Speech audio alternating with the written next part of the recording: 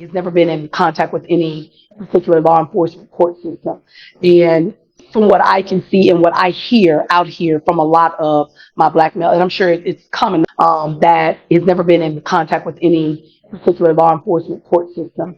And from what I can see and what I hear out here from a lot of my All black right, males, and I'm sure guys. it's common Today we got a knowledge, sovereign is that citizen because they courtroom. are unfamiliar with the court Surprisingly, system, they actually don't know, asked for number an one. attorney to progress, maybe, but don't be Traveler. fooled because he's still Okay. deep in that That sovereign has never citizen been in mindset. contact with any This guy was caught particular law driving without a enforcement court license, system. had a plate that And literally just from what I can traveled. see and what I hear Of course, out it's just an here from a arrest. lot of my Because black what a males, and I'm sure sovereign it's citizen common does without some knowledge, is unnecessary that struggle. because they are What unfamiliar with makes the this court one even system, more they don't entertaining know, number is one. the odd dynamic between him and his attorney. Traveler. Let me know what This case opens with a defendant who clearly has no prior experience dealing with the justice system, yet finds himself in serious trouble because of the choices he made during a routine traffic stop.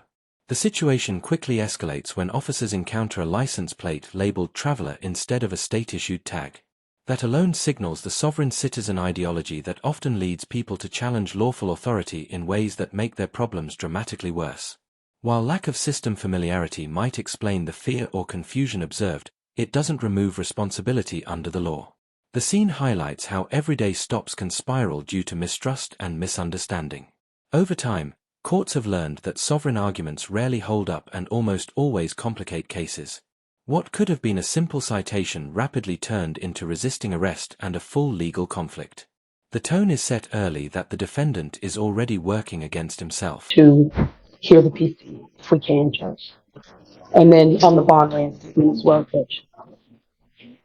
So officers initiated a traffic stop in Harris County, Texas for a vehicle having a suspicious plate bearing the word traveler on it. During the stop, the defendant refused to provide Traveler. Okay. During the stop, the defendant refused to provide ID or insurance information, stating, "I do not consent to this." Officer attempted to remove the defendant from the vehicle, and the defendant actively resisted by pulling his arm away from deputies and pushing. Okay. Tell me what. So we looked at, I'm sorry, Madam Prosecutor, the interference with duties of public servant, Your Honor. Even if my client is failing to give them that, then it is an arrestable offense. But in this situation, it is, Judge. However, in this particular situation, he didn't interfere with anything in terms of his own arrest. I can, if it was a resisting or something to that effect, I can. They're just trying to get him out of the car. No, And it's classic sovereign case where got the license plate, think that what is the traveling by right is what I think how they term it. In this situation, Judge, and the reason I'm employing upon the court is, even from what Madam Prosecutor has seen on the video, they're pulling and tugging at his arm, which put my client in some fear. It was more than one officer. Um, it was pretty. But he still has a duty. If they're asking you to come out, they can lawfully do that. And there are videos. Go on YouTube, right? There are hundreds of videos where officers will literally destroy your car to get you out. When you get into a pissing match with a person who has power of arrest, who's going to win, Mr. Daly? we don't disagree, Your Honor. Right. You know what I mean? That's real life. We don't disagree, Your Honor. I think under the circumstances of what actually happened, it was not Mr. Daly's position to resist or to interfere. That was not. He was concerned for his safety at that point.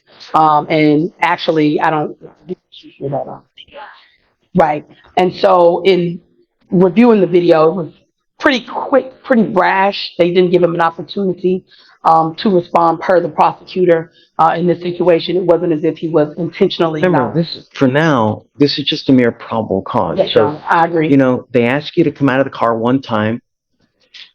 Yeah, that's.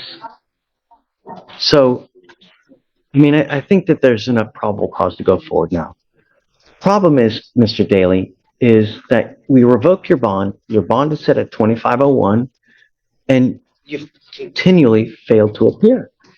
So, the case and the way that you've treated us shows me that you just refuse to accept authority. How are we supposed to deal with it?